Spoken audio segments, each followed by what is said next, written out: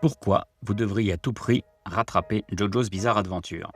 La 7e partie de JoJo's Bizarre Adventure, Steel Ball Run, sort cette semaine et je vais vous expliquer rapidement pourquoi il faut tout regarder d'urgence.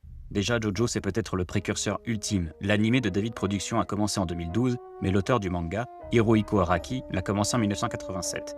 En gros, il y a déjà dans JoJo ce que vous aimez tant dans vos shonen préférés. Mais alors pourquoi c'est si génial?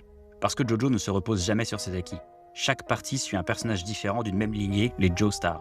Jonathan, Joseph, Jotaro, Josuke, Giorno ou Jolene sont tous des membres de cette famille et vont évoluer à des époques et lieux différents et rebattre les cartes narratives, en affrontant toujours des méchants aussi iconiques les uns que les autres. Le plus connu, c'est lui.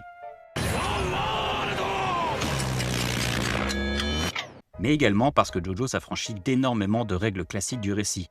Dans la partie 3, Araki abandonne son premier système de pouvoir, l'onde, pour un autre plus vaste, plus fou. Les stands, qui peuvent être des pouvoirs qui vont de simples X-Men, comme contrôler le métal ou la météo, à des pouvoirs toujours plus absurdes.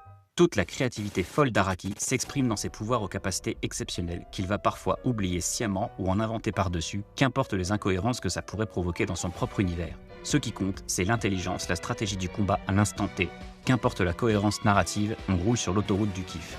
JoJo, ce sont enfin des personnages hauts en couleur, sublimés par une direction artistique inspirée de la mode avec ses fameuses poses, les tenues, mais aussi par la musique, comme le très français Jean-Pierre Polnareff.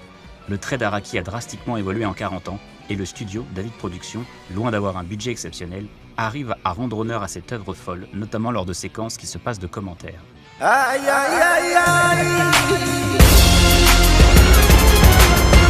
L'avantage également de l'animé, c'est de permettre l'utilisation de superbes musiques, notamment, évidemment, lors des fameux openings qui sont à peu près tous aussi cultes les uns que les autres. JoJo, c'est le shonen à la base des shonen, une œuvre qui finit par obséder les fans qui voient des références à JoJo partout, même dans Resident Evil Requiem. Et vous alors, quelle est votre partie préférée de